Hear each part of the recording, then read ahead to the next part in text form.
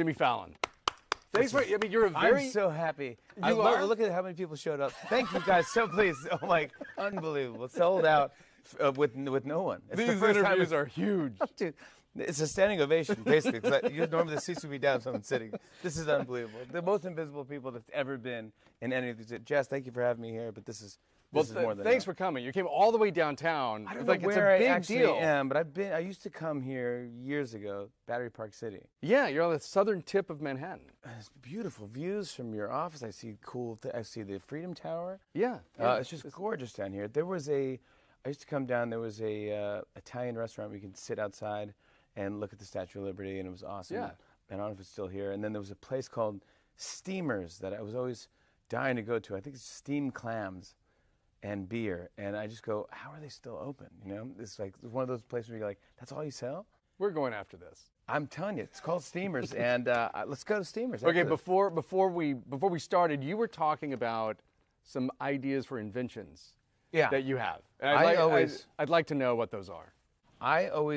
Any dumb idea I have, I go, great. I always think like, this is pre-Shark Tank. I always thought that I have the best ideas for things. So I write it on this app called Evernote. I don't know why. I think my phone comes with a note app, but I don't use that. But you got Evernote instead. By the way, I have People TV app, and it is unbelievable. That is the one app I use more than anything. Instagram, People TV, Twitter, in that order, and I love it. And you guys do a great job in there. All right, ready for these? I can go through it. I have 1,000. There's a series of scary books for teens called Good Nightmares. Yeah. So, yeah, you remember? Well, that's what I'm calling it. I invented that. Okay. It's like Goosebumps, but it's the new type of Goosebumps. Good Nightmares. Good Nightmares. Okay. Yeah, that was a good one. Sunglasses that spin. So you know when you have glasses, you're waiting online, or you're waiting at Starbucks, and you take your glass off and just put a little cool ball bearing thing on and get them a good flip. So it's like a. Well, it's good for the glasses too, because otherwise the temple's going to break off. Exactly. You spin it too much. So Sunglasses that's going that to save spin. a lot of glasses for glass spinners. Let's see. Healthy ramen noodle soup. That's not good. Gummy bearskin rug for kids. So I'm pro animal, so no bearskin rugs at my house. But a gummy bear. A giant gummy bear. A giant dead gummy bear. Is it edible? No, wait. You took it to the next level. Right. But you lay that in front of your fireplace and make it one of those kind of soft mats, like a Tempur-Pedic type of jam. Beautiful. That's what I'm talking about. And a guest bed. Let's see. I have an idea for a reality show. This is actually a great idea.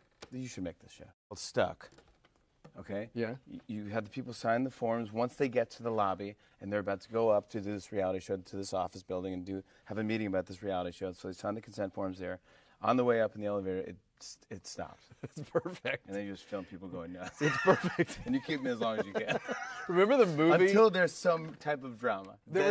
Just keep them there until there's drama. Yeah, that's the thing. And then they can't complain because they're like, well, how dare you trap me in an elevator? You go, no, you already signed the consent forms. Yeah. You were on the reality show. In fact, you just did it. That's how real it was. It's like Sacha Baron Cohen. I want to get sued for like $100 million. I think that's when you know you've made it. I like that idea because you know what? There would be drama within 5 minutes. Right? Like more than 4 people on an elevator, there's going to be a meltdown within 5 minutes. And one of them has like a tuna fish sandwich. So it's just like, that smell. And then you go, oh, I can't wait to get out of this elevator. You already create the tension. Whatever you can do. Let's go back to where it all started. What do you remember about your audition for Saturday Night Live? Oh my gosh. I remember I was wearing... 1998? Yes. Yeah.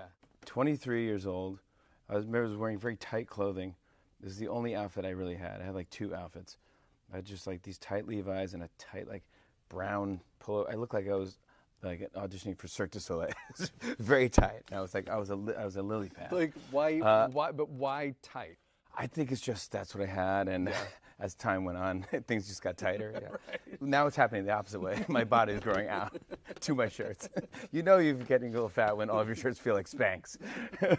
But I wore the very tight clothing, and I came in, and I had this act where I would do different impressions of people doing a celebrity walkathon. It was a charity for something, and it was different celebrities walking, and it was like people like Seinfeld going like, why are we all walking? Why don't we take a bus? We're all going to the same place. We could all end up at the same place. How we just give the money to charity? It's called the Same Place Charity. You know, why are we walking? I don't get it. You know, And then, so I'm ready to do my bit, and I'm just so nervous. I'm in the building where all my idols were. It's my favorite show, Saturday Night Live, and I go in there, and well, it's always been a dream to be on it, right? I've watched it since, obsessively, like to the point where it's not even funny. Like in college, I wouldn't go out on Saturday nights because I wanted to be by myself watching Saturday Night Live from 11:30 to 1. I would watch it every Saturday. I wouldn't go to parties. They go, "You kidding me? You're not going to come?" I go, "I can't. I'll come before, but I got to leave 11:30. I got to be home." They're like, "Well, set up a TV, like your own private thing." I go, "If you do that, maybe I'll come." I don't know. It's like I was that obsessed. Well, these people really wanted you at that party. I'm good at a party. I bring costumes. I bring costumes. I bring jealous. I mean, I'm down, man. So anyways, I was obsessed with the show, and I remember I was in high school, I think, and I would do Dana Carvey impressions, and I always dreamt like maybe one day Lauren will just call me out of nowhere, and in Saugerties, New York, and be like, "Jimmy, we need you to come in for Dana. You're the new church lady." And I go, "What, me? Wow, you found?" Of course, that never happened, And so I've done stand-up. I won talent competitions. I moved to LA. I started taking acting lessons with Gordon Hunt, Helen Hunt's dad. I did a study with the Groundlings, even though I had no money to pay for the Groundlings, which is a great improv class. It was a great school to learn how to do improv.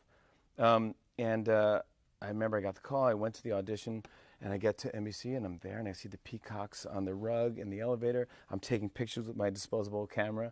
You remember those plastic Kodak ones? Yeah. Oh, God. I was like, oh. And so that was even so much money for me. And I go to the audition, and they're putting hair and makeup on. I'm like, that's pretty cool. I've never even had hair and makeup. They go, by the way, Lauren doesn't laugh, just so you know. I don't want to throw you. I go, okay.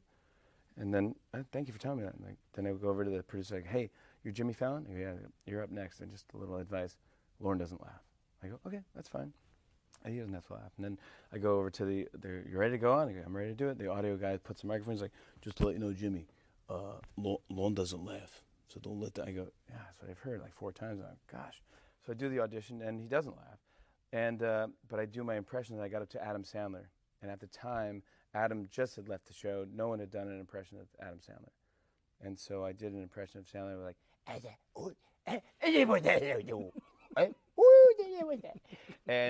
he started laughing. And I go, he put his head in his hand. I go, I made Lorne Michaels laugh. So it was like kind of a magical. The rest was in slow motion, and the rest is history. He was laughing and also thinking, look what I've unleashed on the world. Yeah. Great. It was a really great moment. I loved it so much.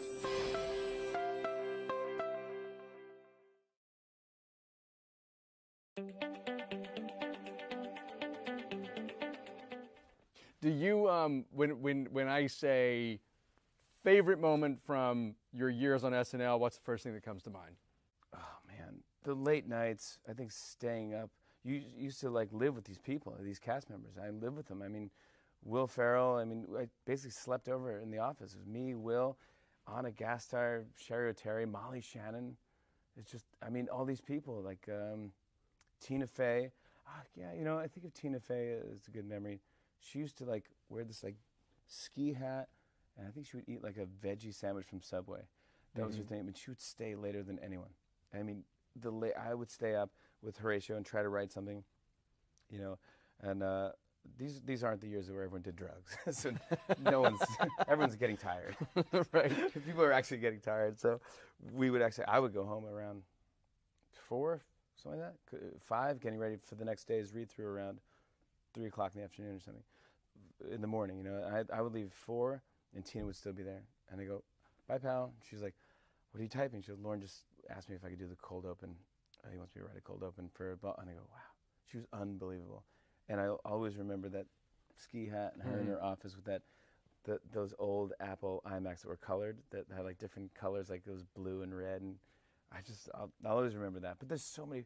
You would improvise. You would do stupid things and dumb games, and like you would just invent. It was one of those fun shows where you could just come in and talk about nothing real. You'd be like, dude, I'm selling my house. And then I don't have a house. And then you're like, how much are you selling for? I go, $300,000. Is it good? I go, well, maybe the basement floods. You could do, and we talk for an hour about nothing. Fake This is story. just you in the writer's room. Yeah, maybe in the writers, or me and the cast members, or you know, at one point Will was an auctioneer and he was auctioning things off at the table, and you go, I'll bid, you know, on a pencil or whatever, you know. And then or Will came in once. He's really good at this. He would come in as a character named Ron. If you talk to Will Ferrell, bring up Ron. Okay. It's an odd character. But not Ron Burgundy. No. Well, it might have become Ron Burgundy, but it was this guy that had a mustache. He'd wear like a referee jersey, and he's very quiet, and he wouldn't talk to anyone. And we'd just talk to Ron. Go, hey, Ron. He goes, hello. And you go, are you having fun? Yes, I am. I want to be left alone, you know, whatever. And you go, okay. And then he's just an odd dude, and he would be that character for a week. He'd be Ron. An entire week. And I remember Diddy was on the show performing with Jimmy Page. He had a song from the Godzilla soundtrack. Yeah. And it was like, do-do-do, do-do-do, and he's rehearsing. And we were watching rehearsal, and we go, it's interesting. And who comes in from the background but Ron? Comes in the back, like he's wandering, like in the background, on stage, and then he just stands next to Diddy. Diddy's like, what's going on? Security? Like, what? He didn't know it was Will. Dude, it's one of the best things, but that's Will Ferrell. I like that he'd commit to it for a week. It's the best. He's the great. A week. Full-on week, and he wouldn't break character at all. It's funny, from your years on the show, I was thinking back on which sketches I most remember. And this is going to sound completely random, but I wanted to ask you your memory of doing that sketch, right? Yeah, of course. Debbie Downer. Oh, man. Debbie Downer, here's my memory of that sketch. I didn't laugh until the way end, and I held it in up to, I think, the end. It's a great sketch. Rachel Dratch, I think Paula Pell wrote this sketch, and it's basically about this Debbie Downer just brings everyone down. Everything she says is such a drag and a bummer, and we were at Disneyland, and Lindsay Lohan was on she was the host, and me and Horatio were part of we were brothers or something. We were all at Disneyland, and we would say, oh, we can't wait for the teacups, and you know, and then Debbie would be like, do you know my cat has feline AIDS? You know, and you hear and like, it would zoom in, yeah. It's like, oh gosh, she just talk about that. Why would you bring that up at Disneyland?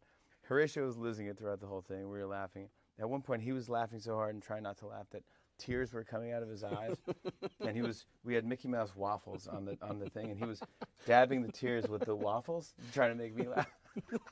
But so even Rachel would laugh when the camera went in, which was also the because thing. you know what, I was laughing and I knew the camera was not on me, right. So I was like, and then she was going, trying to laugh, and she was like, but then the last line was, "It's official, I can't have children." Why would you say that at Disneyland with the family? It's just silly. So she was like, well, it's official. And I was like, I knew that line was going to come out. And I was like, hold it in, Jimmy. You held it in this long. And Horatio was like, and she's like, then she's like, I can't have children. Like she said it, and dude, and the whole place exploded, and it vibrated. The whole studio vibrated. Saturday Night Live is on these springs, if I know this to be correct. It's a floating studio because the subway rumbles, and you don't want it to shake during the show. So it's on springs. So if it's a really killer sketch, the place shakes. Yeah. The place shook, and I started laughing, crying, laughing, and that was the end. And it became a famous thing. But gosh, it was one of the funniest moments. I loved it. Cowbell. More Cowbell. I don't know whatever the actual name of the sketch it's called Cowbell. That's Adam McKay and Will Ferrell wrote that. It's about Don't Fear the Reaper. And if you listen to the real song, there is a little cowbell in that song, like, and if you hear the real song, there is a cowbell in there. But they made a whole sketch about how the producer wanted a little bit more cowbell in that song. And you go, okay. And then Will would obnoxiously play it really loud and really get into it. And that was my first season. And I was so out of my league with all these great comedians. And I had one line or something like that. But and it was Christopher Walken as the producer who wanted more cowbell. He wanted, and it was a funny sketch. It was good. It played late. Usually the weirder sketches play later on. And it almost didn't make it to air. Really? Yeah. And then they just added it to air, and it was at the end of the show.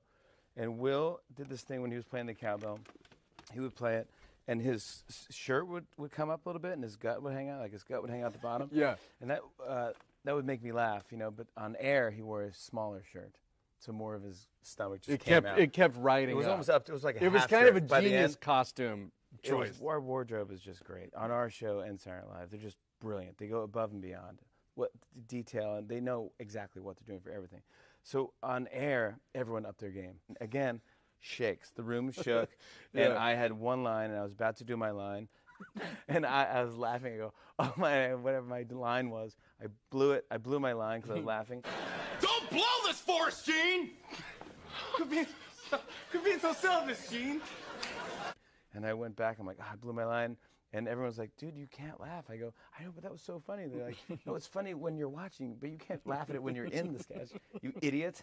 You're acting. I go, I don't know. I'm just like, I'm acting against the big, I'm in the big leagues now. I'm a minor league ball player. Well, I'm glad you listened and never laughed again. And I never, ever laughed Never laughed again. The thing about laughing and all these things, again, I wish I didn't laugh, but those are the sketches that people remember. Like I look back, I go, yeah, but I did thousands of sketches.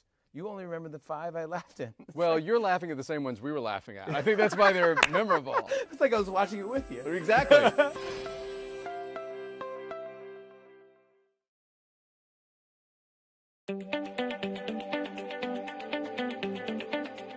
Here's some good news, you guys. This weekend, Beyonce and Jay-Z released a surprise album together, along with a new music video that they filmed inside the Louvre in Paris.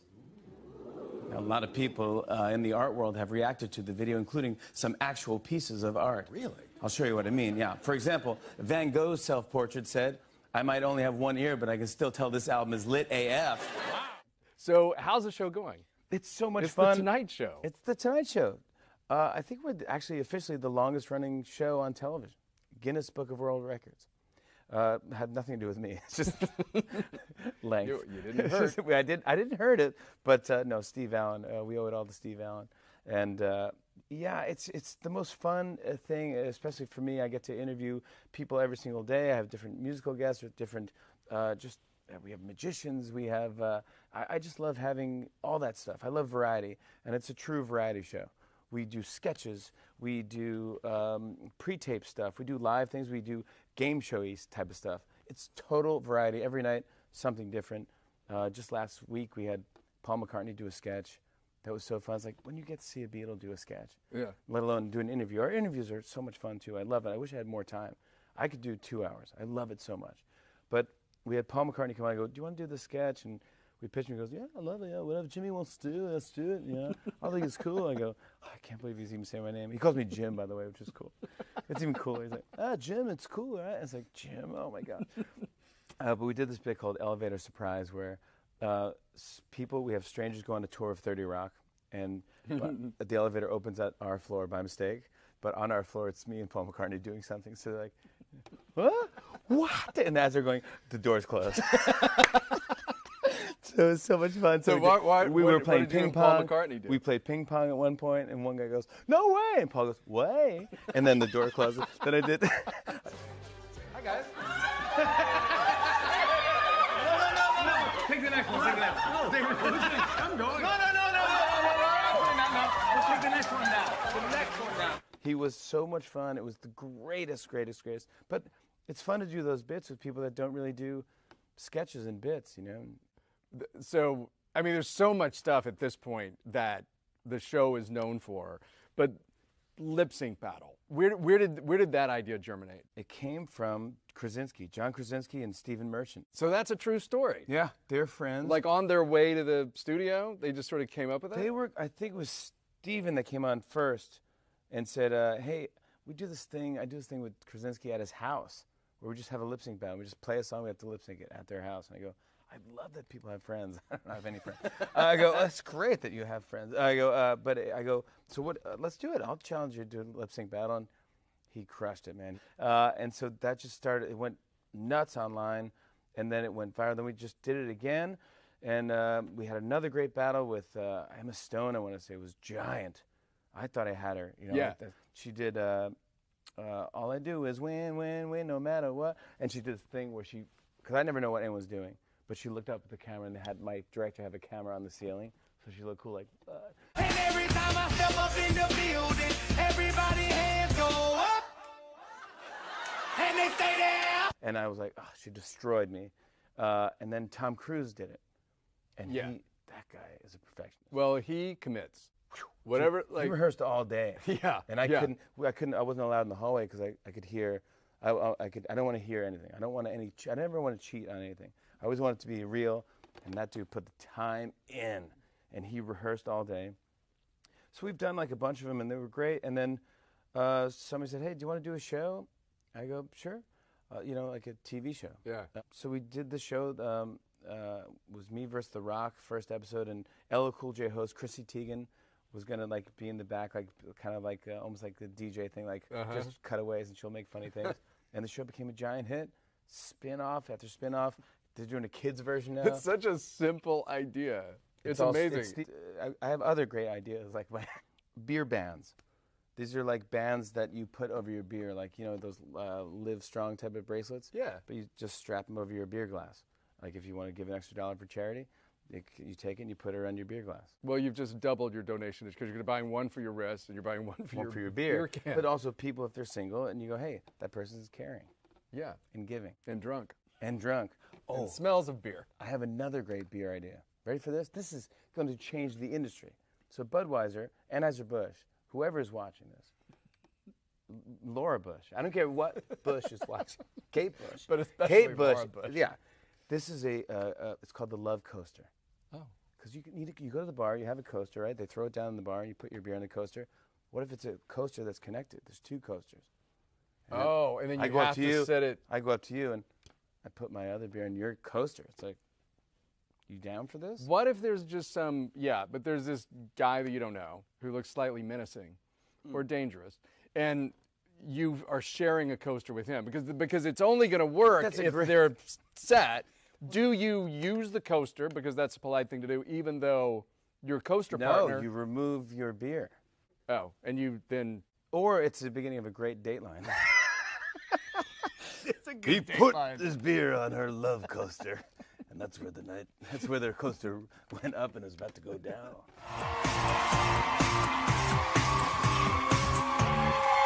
Hi, everyone. Welcome to Air. I'm Sarah, and if you're wondering, that's S-A-R-A with no H, because H's are Air. Where did ew come from? Ew. That is so gross. Dad, shut up. I hate my stepdad. We were doing some bit on our show, and I was talking about something I don't like, which is probably mayonnaise, which I do not like mayonnaise. I think it's disgusting. It grosses me out. It's just, I just don't like it. So I don't like mayonnaise. And somebody in the audience, some girl goes, ew. And I just heard her. She just stuck out from everyone. I go, did you just say ew? And she's like, Yeah, ew. I go, what's your name? She goes, Sarah?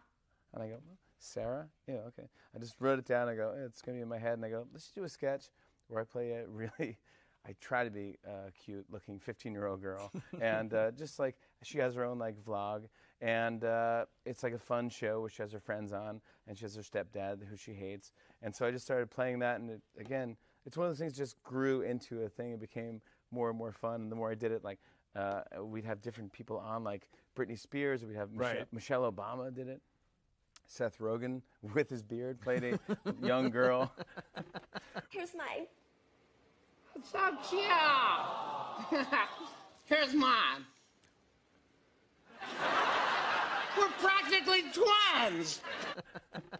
We did it once with Michael Strahan, who actually was a pretty decent-looking girl. And we were dressed, and at the time, Dr. Oz was across the hall from us, taping. And we always used to play with Dr. Oz all the time. Yeah.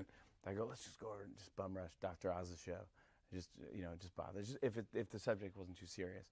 So I go, let's just do it. And it wasn't talking about anything that serious. And we just ran onto his show, me and Michael Strahan, dressed as 15-year-old girls, and just like picked up Dr. Oz. He was like, what's going on? Didn't quite understand what was happening, but it was fun. And that turned out to be another fun thing. Like, we don't plan for things to go viral. We've done many stuff that hasn't gone viral. But, when it does, it's kind of a fun thing. And I almost wish that existed in the years of Johnny Carson, because he's done so many funny bits on his show that just live and die, that night. I mean, if you don't see it, you don't.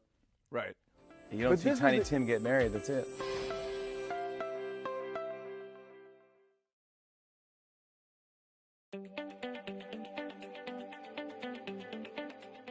So Thursday night, There's Yes. like a big thing happening. It's a giant deal for It's us. a giant deal. You're doing a live show from Central Park. No one's done it. No late night show has done it. And I don't know why. And I go, great, let's do it. I don't know if they're afraid of the elements or the There's wind. a lot to be afraid of.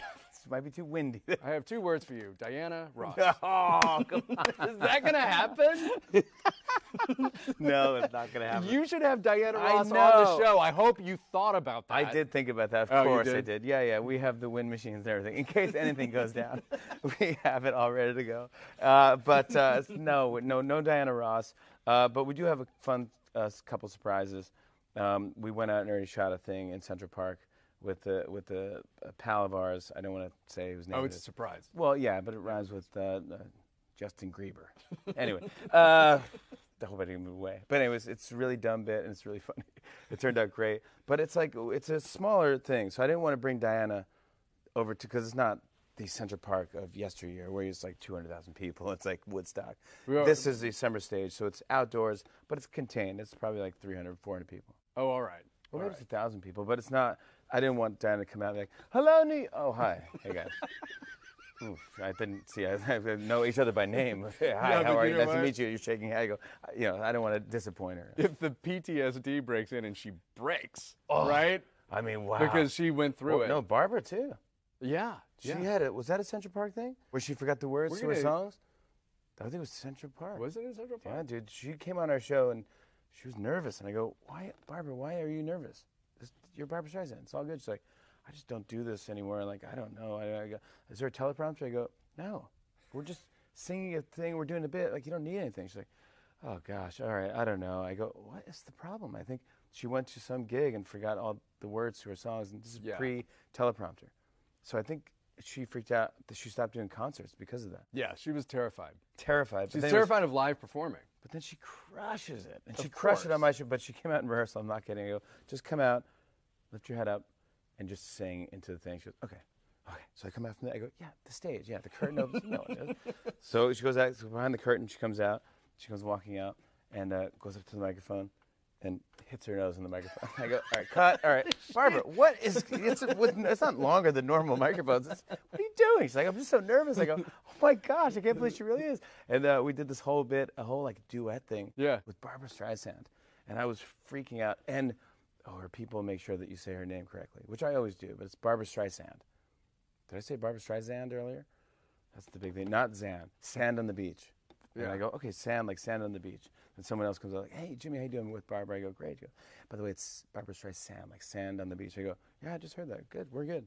Great. And I go up to somebody else. They go, hey, this is going to be fun. Barbara's excited. I go, great. You go, by the way, it's sand, like sand. And I go, okay.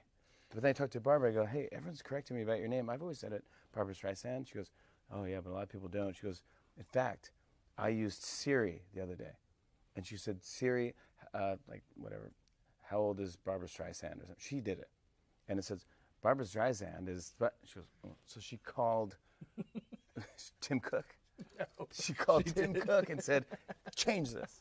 Do you know that one She time? changed Siri. Barbara Streisand changed Siri, told Siri what's up. We go, Tim, change this right now. So I think if you Siri, how do you pronounce Barbara Streisand? They'll say, well, Barbara Streisand. One night she was at home watching one of her movies on television. This is a true story. She's at home in Manhattan, I believe. She's watching a movie of hers on television. I think it was The Mirror Has Two Faces, and which is not that easy to watch. I love that she's watching Yeah, that. but she's watching it at home, and she notices that the commercials are too loud. Like, you know how commercials get loud? They're louder than the rest of the system. thing. Yeah, it's something in the That's TV system. how they get you. That's how they get you. Their commercials are a little louder than. So she somehow the program. got through to the head of the network and was like, the commercials are too loud. It's the only person that could do that. the only If person- I made that complaint, I couldn't even get through to anyone.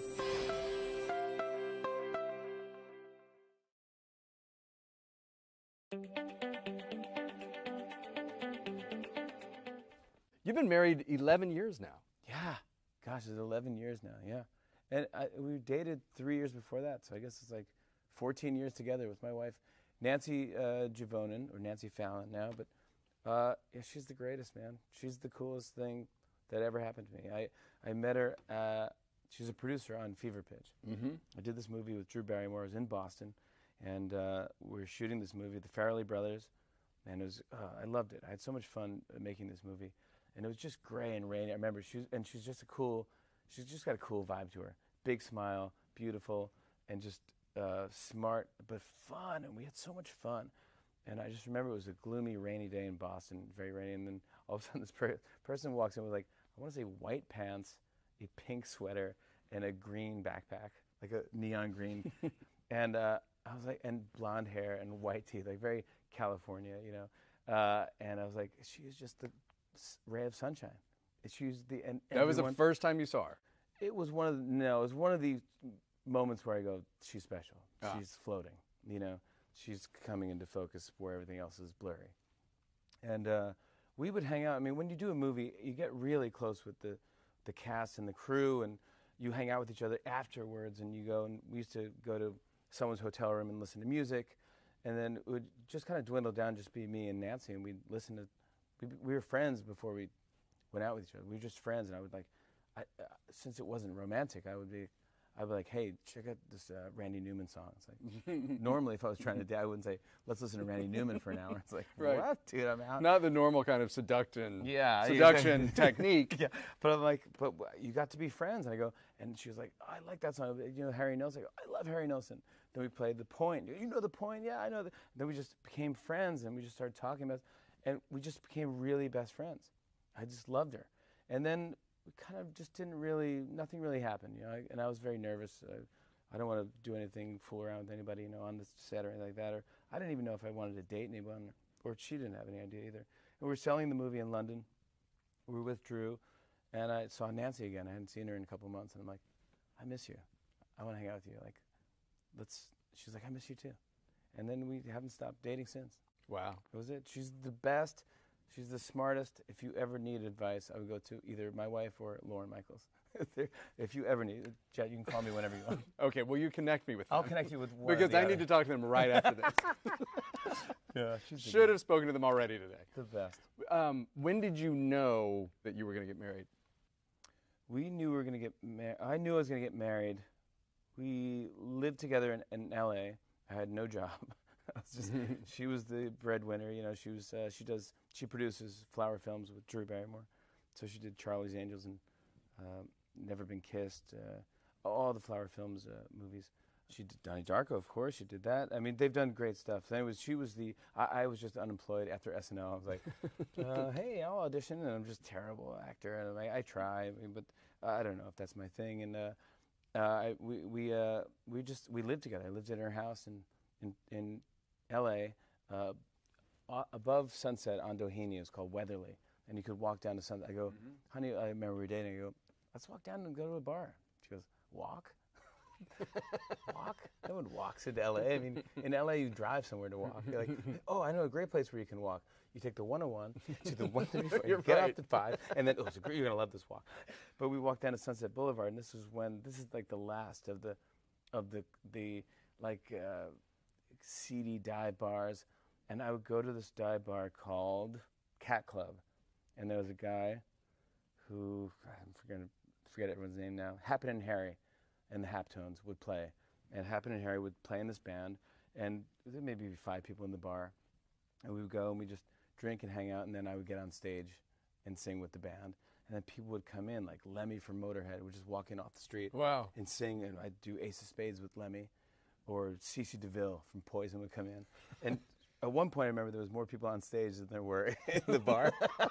Honey, wasn't that great? And she's like, yeah, let's go home. It's really great. Then I just go like, yeah, this is great. And I go, I'm going to propose. You know, I got a ring, and I had to propose, and that was just such an awkward thing because you know kind of it's coming, the whole proposal thing, and I want to be romantic and perfect. And she came into New York and to visit from LA, and I go, I'm going to do it tonight. I'm going to do it somewhere. I don't know where I'm going to do it. Maybe a park somewhere, some place that we know that we'll always be around, you know, or in my apartment or something. And she goes, I open the door and she goes, hi, honey. She goes, I have a surprise for you. And I'm like, I have a surprise. It's like, I'm like, okay, I'll have to top my surprise. She goes, we're going to go to a Per Se, which is a great restaurant. Yeah. I go, oh my God, I always wanted to go there. I go, I don't want to propose in Per Se because what if one year it moves locations and now it's not, and years later I'm going to have kids and go, your mom and I got married. I know it's a laser tag place, but at one point, it was a very fancy That's where we got restaurant. engaged. Yeah, exactly. So I didn't want that happening. So I went to Per Se, cut to 14 courses later. 14 courses later. 14. I was bombed out of my mind. Yeah, I was going to say. I You must go, have been wine came with so every course. drunk. I go, I can't do it. This is like the whole moment's gone.